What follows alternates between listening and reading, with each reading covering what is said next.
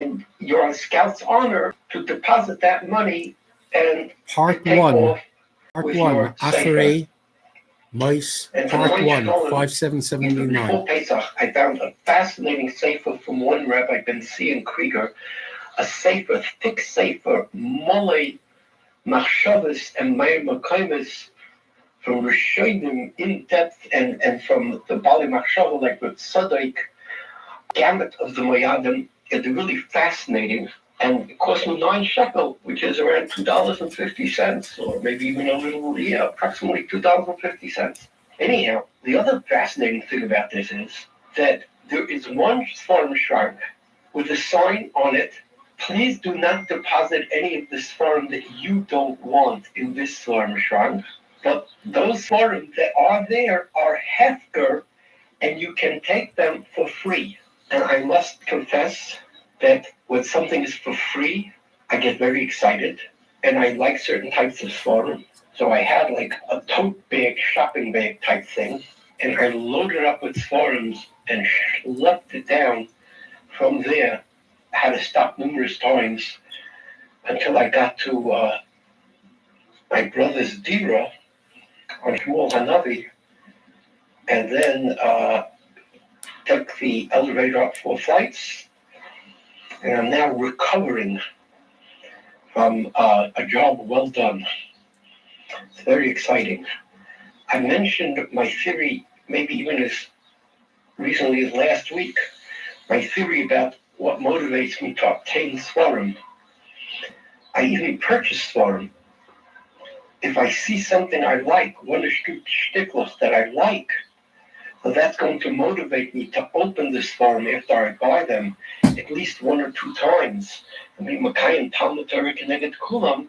So I believe that it's a worthwhile investment, even if I only look at the sefer 1 or 2 times and then put it away. Anyhow, around Shabbos today, Hashem put a very wild machshava into my head, which I'd like to share with you. I believe that there is a distinct connection between the process of feminization of society, the homosexualization of society, and the Amalekization of society. They all three are gebunden. They're all three meshed and networked within and to each other. That means that concomitant or concurrent with the rise and the further implementation, and, if I may say so, almost societal subjugation of the male species to the encroachment of ultra-feminism, feminism uber alles, concurrently and concomitantly, as I was saying, there is a rise in homosexuality, homosexual activity, homosexual political goals, transvestism, etc. Now, I would explain this as follows. What's happening with this uber feminization is, ipso facto, as they assert power at every level, power in academia, power in media, power in entertainment, power in social structures, cultural structures, of course, power on the home front, power in political and legislative office. The male of the species is now getting paid back big time for the overage of male entitlement that he enjoyed for greater parts of millennia. And he is literally being emasculated. His masculinity is being taken away from him, shortened. And it's very interesting. I only have the most superficial, tangential knowledge that I may have heard a few sentences here or there. But it seems to be that there is a literally Pashut pshuta kamashmai. We're talking biology now, so please don't be offended.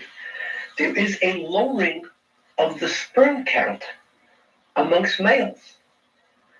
That means it's harder for a zachar to manifest his zachrus. And that's part of the reason, just a part, I can't tell you what percentage of a part, that there are less children, especially in the more westernized world, which is obviously also the most feminized.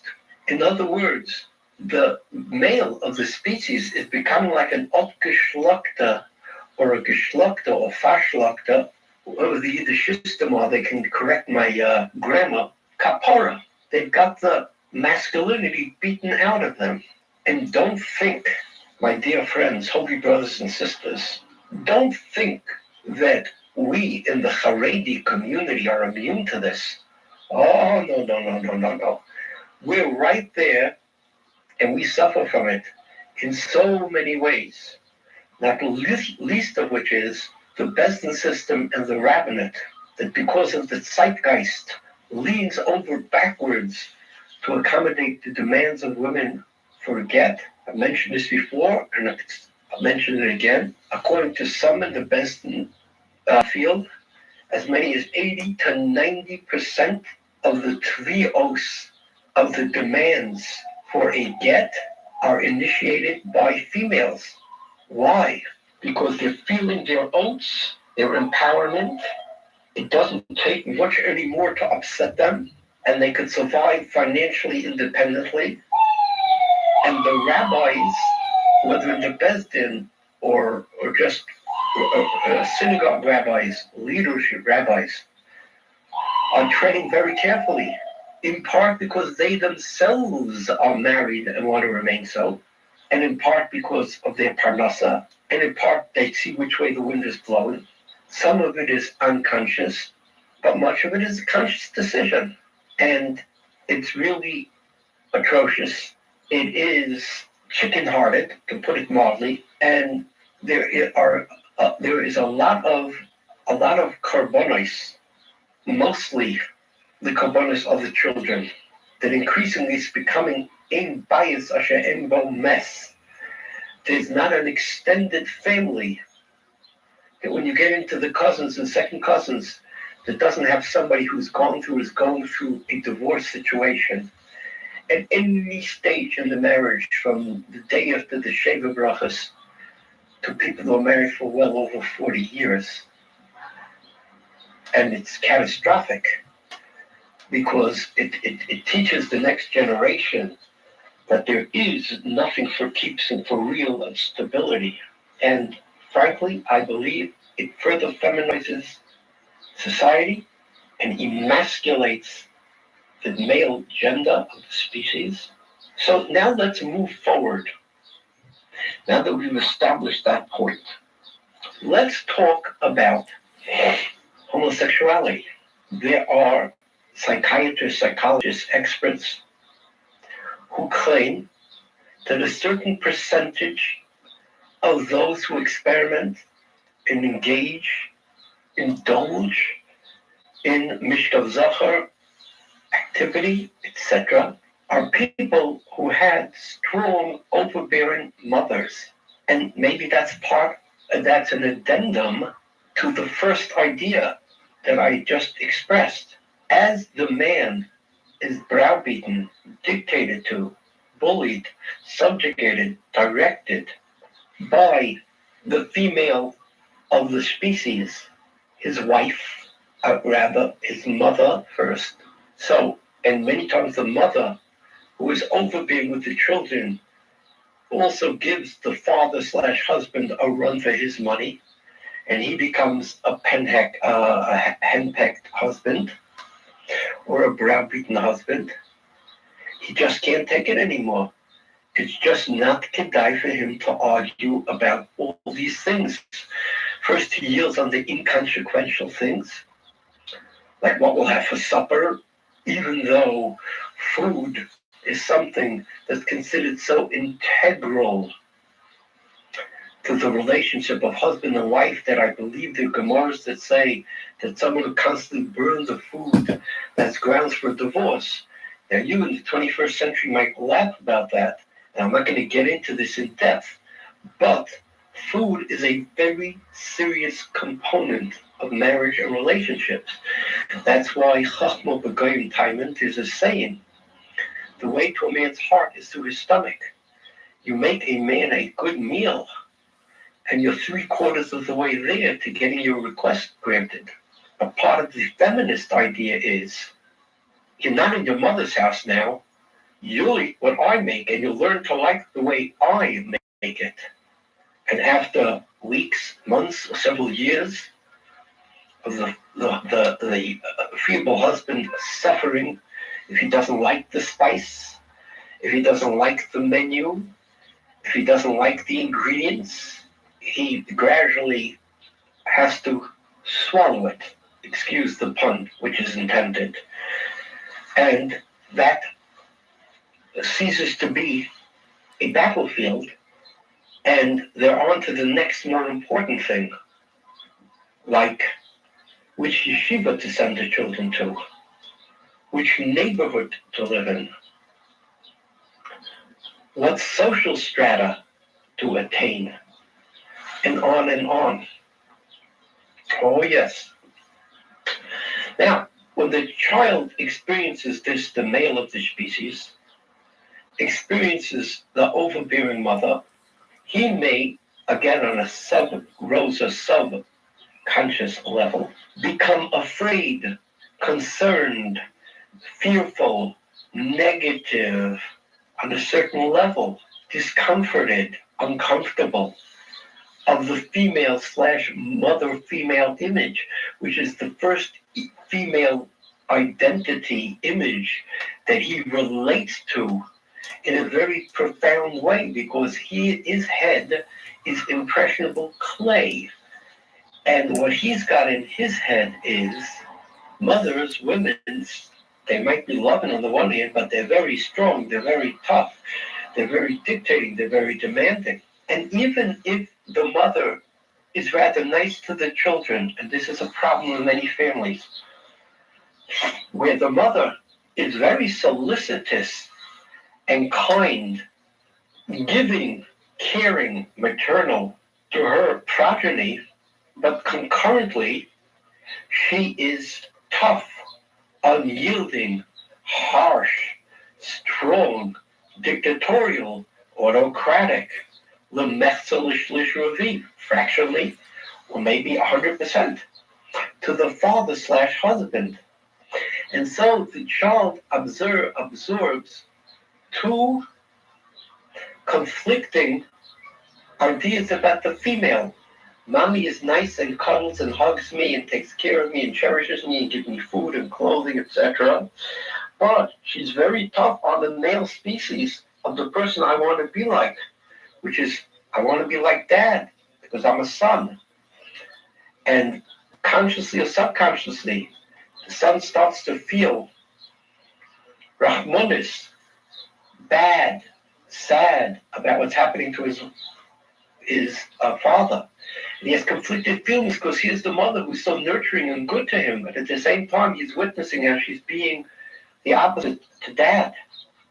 And somehow what this creates in this person is that the people he wants to be close to and identify with in the greater scheme of things in his socialization would be the male.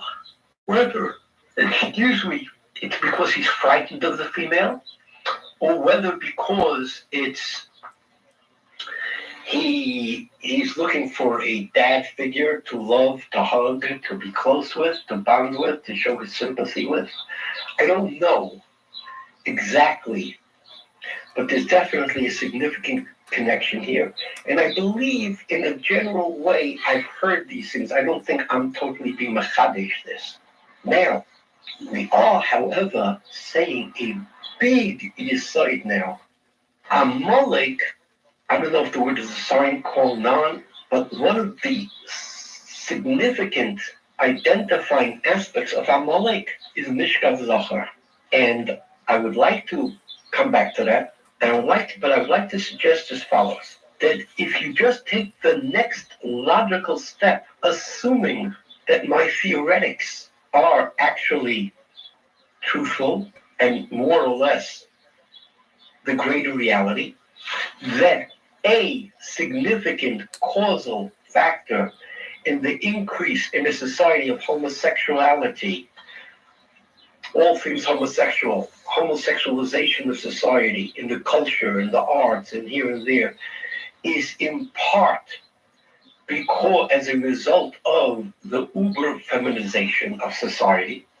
So, applying that idea that I love to mention, called the Vilna Gaon's definition of din v'cheshbon. Din is the strict judgment you will obtain for exactly what you did, quid pro quo. And cheshbon is the ripple effect that you had, whether hela tav, hela mutav, for better or for worse, that you also have a certain responsibility for. So if you might ask the feminist, she might be very opposed. She might be very religious, very moral in that area, and she might oppose mishkav zocha, homosexuality, even lesbianism, etc. However, she may be shocked after 120 years, and here's where I get wild. Here's where I get wild. And I'm not saying this with any badayas. I am submitting this to the Bezdin, to the great Bezdin that are the listenership of my meanderings over the radio or on the WhatsApp, etc., for your consideration, pontification, positing, etc.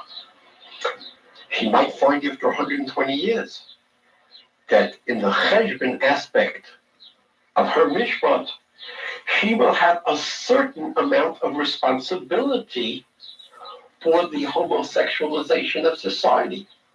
Maybe not society on a whole, maybe society, if she's a Haredi woman, of Haredi society, because there's a cause and effect. Maybe we can narrow it even further. There's obviously an increase of homosexual activity, experimentation, solicitation, seduction, etc., that's taking place worldwide, including zcharai in the Orthodox community. And therefore, it could actually be that this mother will have a certain amount of responsibility for the fact that her son was seduced by another mishkav zachar, and 33% approximately of people who are abused or seduced at a young age, when their identity in these areas is still fluid, they develop an affinity, a proclivity, an orientation, an enjoyment of this type of misbehavior. Maybe actually the mother will actually be adjudicated with a partial responsibility for this. That is a big chiddush that I don't know if anybody else has said, but I put it out there for your consideration. Now, if you thought that that was wild, you haven't heard anything yet. All this came to me in the Beis Yisrael Shtibelach around Shacharis Mincha time. Unbelievable. What could I do? This came into my head. Levin, you're saying something that sounds so off the wall. Can you provide a scintilla, just a scintilla of biblical or religio-sourced possible indication, let alone proof, that this is anything but the blatherings of somebody who is unhinged? To which I would say, I submit to you as follows.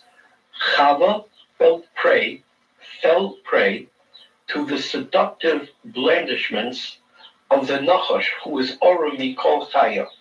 He was shmor.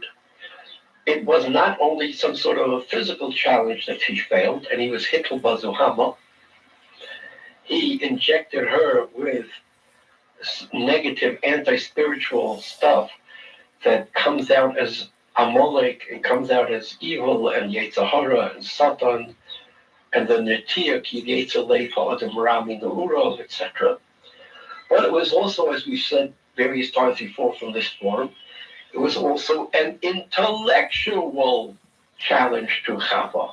Now, Chava was in an Arius type relationship with the Nachash. She was betraying her husband.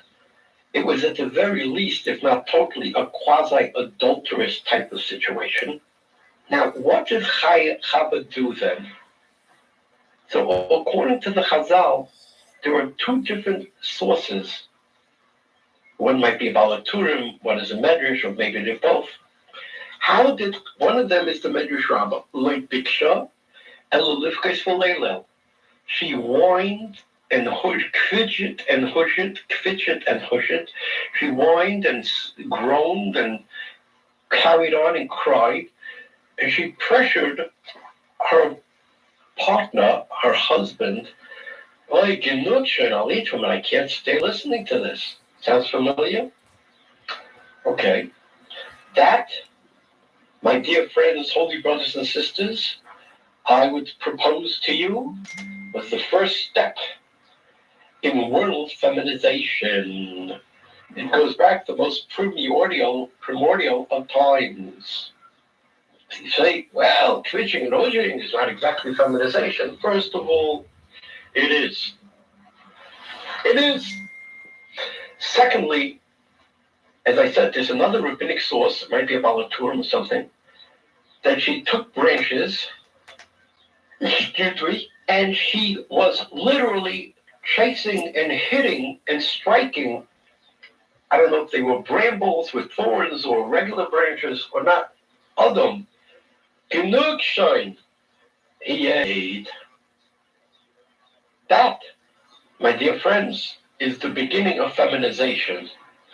So what I'm showing you is to go back to the earliest and most mega cosmic spiritual events that affect everything in the world from then through the Chet HaEgel, through Posca Zu HaMoson, by Har Sinai, through Chet HaEgel, the reoccurrence, the reemergence of sin as an integral part of the body politic of man. And until the end of days, this can be sourced in the original episode of the snake, Chava the snake, and Chava interacting with Adam, and the feminist monster was created. That's why the Chazal tell us that Zulu Umazu, Kishomato, the Torah says, you listen to the feminism, the bossiness, the pressure of your wife, and then the rectification begins with Kol Asher Toimelachos Sarah Shema B'Koila. The offset of the feminism is the influence that women can have on the man in a positive sense, as evinced, as demonstrated by Sarah to Avraham Avinu, by Miriam to Amram, and so on and so forth. But nevertheless, you have to view this as in the context of this being a retort, a response, a sea change, or contraire, adjustment or readjustment to the feminism of Chava that preceded Sarah's doing the opposite. So therefore, even in the Chazal having to, in the Pasuk in the Torah, Chazal comment is on certain things, you listen to our house things, etc., as opposed to spiritual things. Certain types of spiritual things, the man is supposed to make the decisions largely. But today, the woman commanded us, and she decides a lot of things. Who the families are going to be friends with, which has a profound spiritual effect on her and her family and the children. What schools the children are going to go to, what kind of clothing they're going to wear.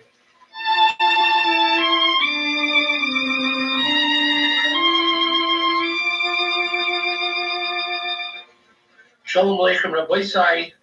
This is Yehuda Levin, and this is part 2 of our international broadcast of Parshas Acharei Lois, post-Pesach 5779. The first half was done in the Eretz Yisrael, and now Thursday during the day, I am now posting the second half